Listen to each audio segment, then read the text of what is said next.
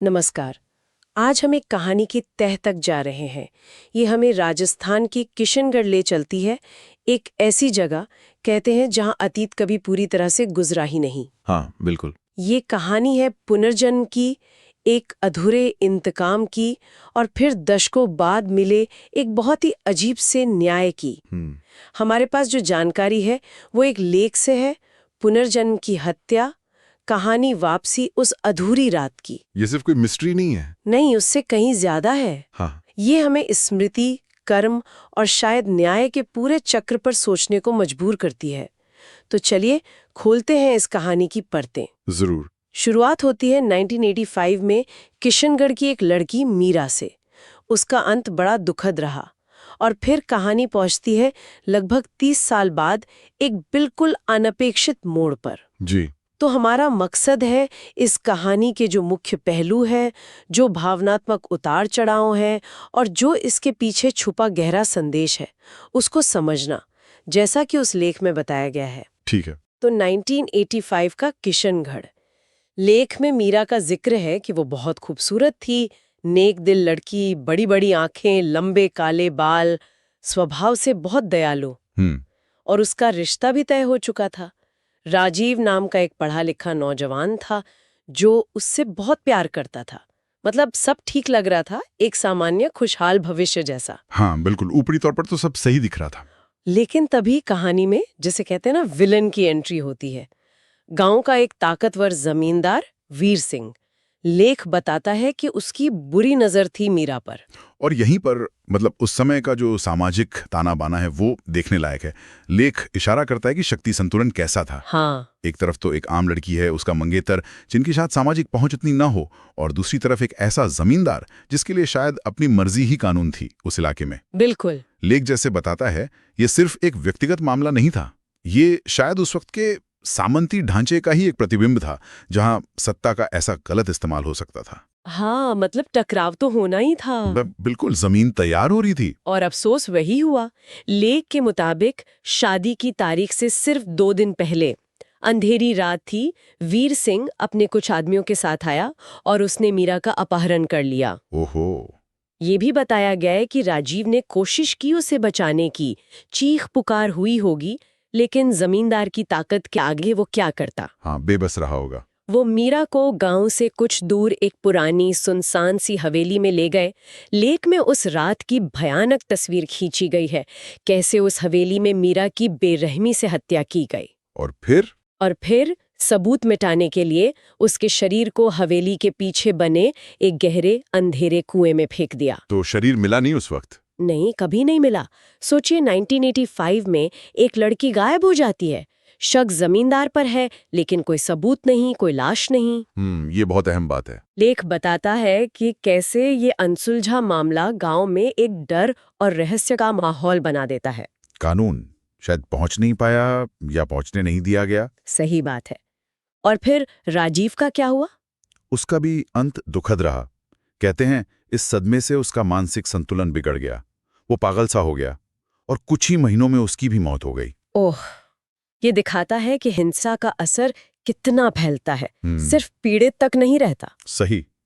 और जैसा आपने कहा, जब न्याय नहीं मिलता तो कहानी किसी और शक्ल में जिंदा रहती है ना? हाँ, बिल्कुल। लेख में जिक्र है कि मीरा के गायब होने और राजीव की मौत के बाद उस सुनसान हवेली के आसपास अजीब बातें होने लगीं। अच्छा, जैसे कि? जैसे देर रात को अगर कोई उधर से गुजरता तो उन्हें सिसकियों और रोने की आवाजें सुनाई देती थीं।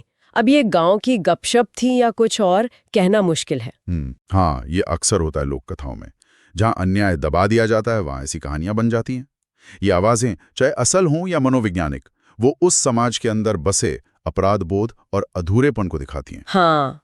लेख शायद यही कह रहा है कि वो हवेली और कुआं सिर्फ जगह नहीं रह गई थी, वो एक अनसुलझी पहेली, एक दबी हुई चीख बन गए थे जो 30 साल तक गूंजती रही। और यही गूंज हमें कहानी के अगले हिस्से में ले जाती है। 30 साल आगे, साल 2015। ठीक है। उसी किशनगढ़ कस्बे में एक बच्ची का जन्म होता है। नाम रखा जाता है रिया। लेख के अनुसार रिया बचपन से ही थोड़ी अलग सी थी। किस तरह से? वो अक्सर सपने देखती थी, ऐसे सपने जो छोटी बच्ची के लिए सामान्य नहीं थे। एक टूटी फूटी पुरानी हवेली, एक गहरा कुआं और किसी आदमी की डरावनी गूंजती हुई हंसी। उसके माँ बाप, जैसे ज्यादातर लोग करते हैं, सोचते थे बच्ची की कल्पना है या बुरे सपने, टाल देते थे। यहीं पर पुनर्जन्म की बात आती है, जो कई संस्कृतियों का हिस्सा है, भारत में भी। लेख इसे एक तरह से तथ्यात्मक दावे की तरह रखता है। हाँ। हालांकि देखिए, वैज्ञानिक नजरिए से पिछली जिंदगी की यादों को साबित करना तो लगभग नामुमकिन है। अक्सर इसे क्रिप्टोमनीशिया कहते हैं, मतलब कोई भूली हुई बात अनजाने में याद आ जाना, या फिर बच्चों की कल्पना शक्ति। सही। लेकिन लेख जिस तरह रिया के अनुभवों को बताता है, सपनों का बार बार आना, उनकी डिटेल्स, हवेली, कुआं, वो हंसी और उनसे जुड़ा डर, वो इसे सिर्फ कल्पना से कुछ ज्यादा बताने की कोशिश करता है। हाँ, यही कहानी असलियत और अलौकिक के बीच झूलने लगती है। बिल्कुल।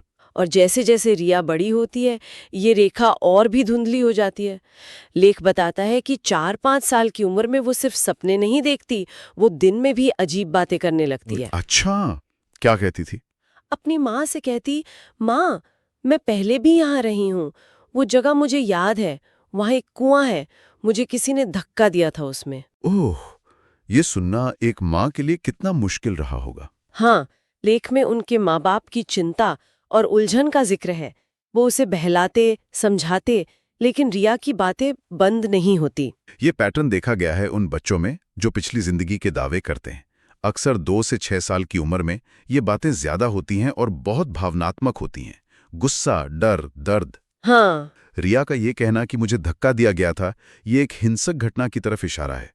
ये सामान्य बच्चों की कल्पना से अलग लगता है। लेख शायद ये दिखा रहा है कि रिया की यादें सिर्फ तस्वीरें नहीं थीं, उनमें दर्द और अन्याय का एहसास भी था। बिल्कुल। और कहानी का सबसे नाटकीय मोड़ तब आता है जब रिया थोड़ी और बड़ी होती है, शायद 6-7 साल के। स्कूल की तरफ से बच्चों को कहीं पिकनिक या घुमाने ले जाया जा रहा था, और उनकी बस, संयोग देखिए, उसी बदनाम सुनसान हवेली के पास से गुजरती है। लेख उस पल को ऐसे बताता है, जैसे ही बस हवेली के पास पहुंची, रिया एकदम बेचैन हो गई, उसकी सांसें तेज हो गईं और वो बेहोश होकर गिर पड़ी। बेहोश? ये तो काफी तीव्र शारीरिक प्रतिक्रिया है। ये सिर्फ कहानी सुनने या कल्पना करने से तो शायद ही हो। हाँ। बेहोशी अक्सर गहरे सदमे से जुड़ी होती है या किसी दबी हुई याद के अचानक ट्रिगर होने से। लेख शायद इस घटना को रिया के दावों को वजन देने के लिए इस्तेमाल कर रहा है। और इसके बाद जो हुआ वो और भी हैरान करने वाला था। क्या हुआ? जब रिया को होश आया, वो घबराई हुई थी, लेकिन उसकी आंखों में एक अजीब सी पहचान थी। वो सीधे उस खंडर हवेली की तरफ उंगली उठाकर चिल्लाई, यही वो जगह है, यहीं पर उसने मुझे मारा था, उस आदमी ने, वीर सिंह ने। वीर सिंह, वो नाम जो शायद अब तक गांव की भूली बिसरी यादों में ही था, एक छोटी बच्ची के मुंह से सुनना। हाँ, वहाँ जो टीचर होंगे या शायद कुछ गांव वाले, उनके लिए तो ये बिजली के झटके जैसा रहा होगा। बिल्कुल। ये वो पल है जब अतीत सीधे वर्तमान में आ गया। एक भूला हुआ नाम, एक दबा हुआ अपराध, एक बच्ची की जुबान से। हाँ। लेख बताता है कि इस घटना ने गांव में हलचल मचा दी। जो बुजुर्ग मीरा की कहानी दबी जुबान में जानते थे, वो अब कानाफूसी करने लगे, डरते डरते ही सही। रिया के बाद ने वो पुरानी फाइल फिर से खोल दी थी। हाँ, और ये भी देखें कि कैसे एक बच्ची की गवाही, जो आमतौर पर शायद नजरअंदाज कर दी जाती, इस खास संदर्भ में इतनी ताकतवर साबित हुई। शायद इसलिए कि वो उस सामूहिक डर और रहस्य से जुड़ गई जो गांव में पहले से था। इस घटना के बाद चीजें तेजी से बदलीं। लेख के अनुसार रिया को धीरे धीरे और भी बातें याद आने लगीं। अपना पुराना नाम मीरा, अपना मंगेतर राजीव, शादी की तैयारियां, और फिर वो भयानक रात। वो पूरी तरह मानने लगी कि वो पिछले जन्म में मीरा थी। ये दावा ही अपने आप में असाधारण है, लेकिन रिया रुकी नहीं, उसने न्याय मांगा। न्याय? एक बच्ची? हाँ। लेख बताता है कि उसके माता पिता शायद अपनी बेटी की हालत देखकर और उसके दावों में जो दृढ़ता थी उसे देखकर पुलिस के पास जाने का फैसला करते हैं। अब कहानी एक नए मोड़ पर आ गई, न्याय की खोज। लेकिन ये आसान नहीं रहा होगा। बिल्कुल नहीं। सोचिए पुलिस की हालत। शिकायत करने वाली एक 7-8 साल की बच्ची है, कह रही है कि उसकी हत्या 30 साल पहले हुई थी, उसके जन्म से भी पहले। कानून की किताबों में शायद ही ऐसा कोई केस हो। हाँ, लेख में शायद पुलिस की शुरुआती हिचकिचाहट का जिक्र होगा कि इसे कैसे लें, बच्ची की कल्पना, कोई मानसिक स्वास्थ्य का मुद्दा या कुछ और। बिल्कुल। और मामले को और उलझाने वाली बात, कहानी में एक और परत जुड़ती है। लेख के अनुसार उस समय गांव का नया सरपंच कौन था? वीर सिंह का बेटा विक्रम सिंह। ओहो, मतलब जिस पर हत्या का आरोप लग रहा था उसी का बेटा सत्ता में था। हाँ, इससे स्थिति और भी नाजुक हो गई। क्या पुलिस निष्पक्ष जांच कर पाएगी? क्या विक्रम सिंह अपने पिता के कथित जुर्म पर पर्दा डालने की कोशिश करेगा? ये जांच के लिए एक बहुत बड़ी चुनौती थी। एक तरफ बच्ची का वो अविश्वसनीय सा दावा, दूसरी तरफ गांव का सबसे ताकतवर आदमी। लेकिन यहीं पर, जैसा कहते हैं, किस्मत ने साथ दिया, या कहें कि भौतिक सबूतों की भूमिका अहम हो गई। कैसे? लेख बताता है कि रिया बार बार उस कुएं का जिक्र करती थी। शायद पुलिस पर कोई दबाव बना होगा, समुदाय का या मीडिया का, या हो सकता है किसी अफसर ने इसमें दिलचस्पी ली हो। वजह जो भी हो, उन्होंने फैसला किया कि उस पुरानी सूखी पड़ी हवेली के कुएं की खुदाई करवाई जाए। अच्छा, ये बड़ा कदम था। और वो खुदाई निर्णायक साबित हुई। लेख के अनुसार सालों की मिट्टी और मलबे के नीचे से उन्हें वही मिला जिसका रिया जिक्र कर रही थी, एक पुराना मानव कंकाल। कंकाल मिला? हाँ, लेकिन सिर्फ कंकाल नहीं, उसके साथ कुछ और चीजें भी मिली। पुराने जंग लगे हुए गहने, शायद पायल या कंगन जैसे, जो उस जमाने में औरतें पहनती थीं। ये एक बहुत बड़ा सुराग था। हाँ, ये भौतिक सबूत कहानी को अलौकिक दायरे से निकालकर ठोस क्रिमिनल इन्वेस्टिगेशन के दायरे में ले आए। कंकाल का मिलना मीरा के गायब होने की बात को पुख्ता करता था और गहने पहचान में मदद कर सकता थे। सही। लेकिन सबसे बड़ा कदम था विज्ञान का इस्तेमाल। लेख बताता है कि पुलिस ने डीएनए जांच का सहारा लिया। बिल्कुल।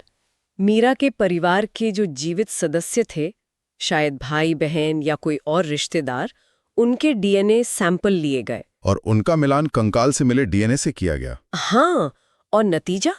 लेख के अनुसार नतीजा एकदम साफ था, वो कंकाल मीरा का ही था। ओह, 30 साल से लापता मीरा का अवशेष आखिरकार मिल गया, ठीक उसी जगह जहां रिया ने इशारा किया था। ये रिया के दावों के लिए एक जबरदस्त पुष्टि थी। भले ही कानून पुनर्जन्म को न मानता हो, पर ये सबूत तो था। डीएनए रिपोर्ट ने मामले का रुख पूरी तरह बदल दिया।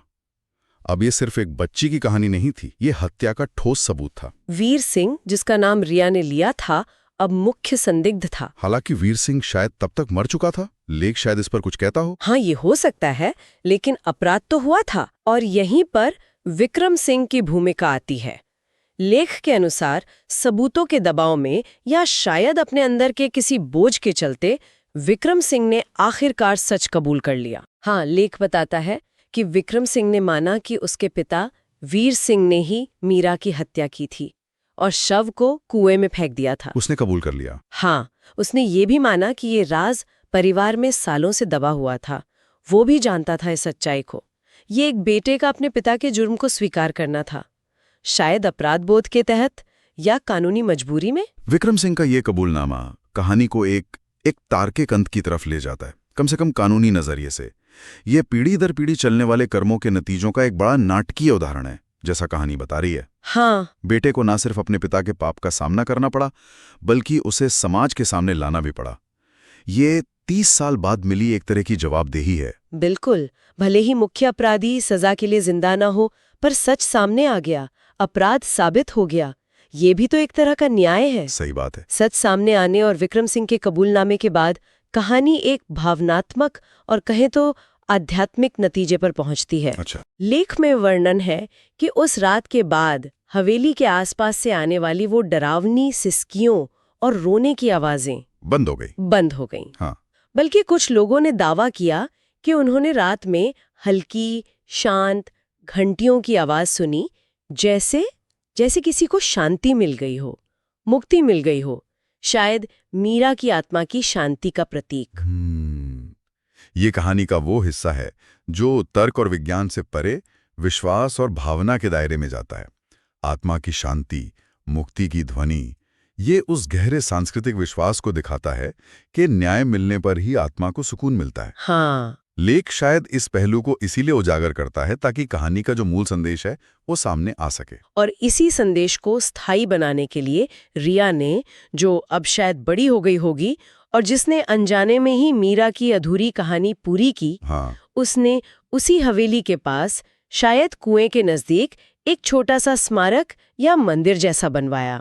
लेख के अनुसार उस स्मारक पर एक पत्थर लगवाया गया, और उस पर क्या लिखा था? उस पे लिखा था, सत्य कभी नहीं मरता और अन्याय का अंत हर जन्म में होता है। सत्य कभी नहीं मरता और अन्याय का अंत हर जन्म में होता है। यही इस पूरी कहानी का सार है।